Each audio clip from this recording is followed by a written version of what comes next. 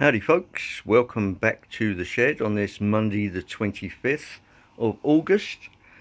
As promised in my live stream, my next project is going to be Wrexham and Shropshire. There's one of the coaches, which is Wrexham and Shropshire.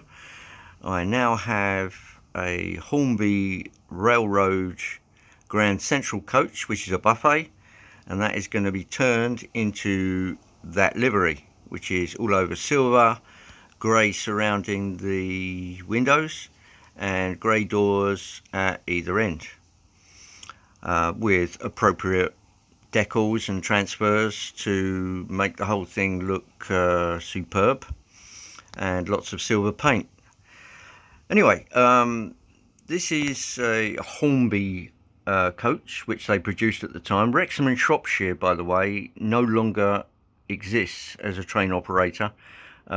They went to the wall, and I think, was it who took over their stock? I believe it was Chiltern Railways, which are now in a very similar kind of livery, but Chiltern Railways nevertheless.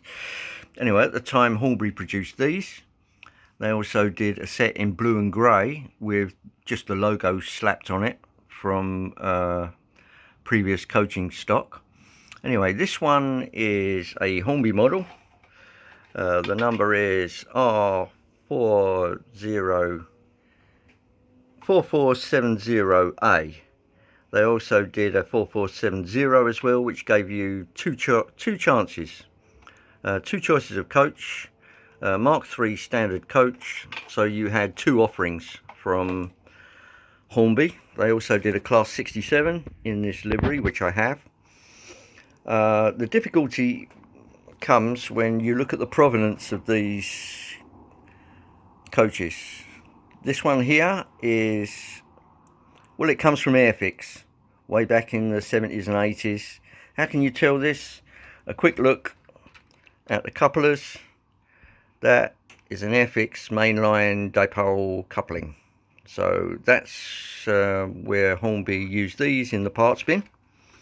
They now obviously own the tooling, so that's what they used. But it's a whole different ball game with this one. This one is a railroad. It's an R40444 Grand Central Mk3 TRSB coach, which is a buffet. This I got just recently for about £30. But, oh, guess what? It's an old Lima tooling. How do we know this? Right, turn it upside down, have a look at the tank, and if you look carefully on there, this is all cross-hatched. Yeah, it's got a rough texture, and that is a surefire way of telling that that is a Lima tooling. Now, how on earth do you get into a Lima coach? Not easy. You have to attack it from the top. It's actually, the whole roof is a transparency, yeah, with obviously black paint added to that. But that is how you get into this coach, not through the bottom like most coaches. This is how you get into it. So I'll just give you a look. So you've got 4 windows and 2 slim windows which have been blacked out on one side, and that little bit of white in the middle. And on the other side you've just got 4 windows, and those literally go down inside there, and you have to prise it apart at the top, and it is not easy. What you need is a couple of screwdrivers, because you can actually get in this end and add a little bit of leverage, not much, and then you use glue spreaders and guitar picks. These are particularly good. These are Jim Dunlop nylon guitar picks, very thin, but they don't damage the plastic or the paint to get in.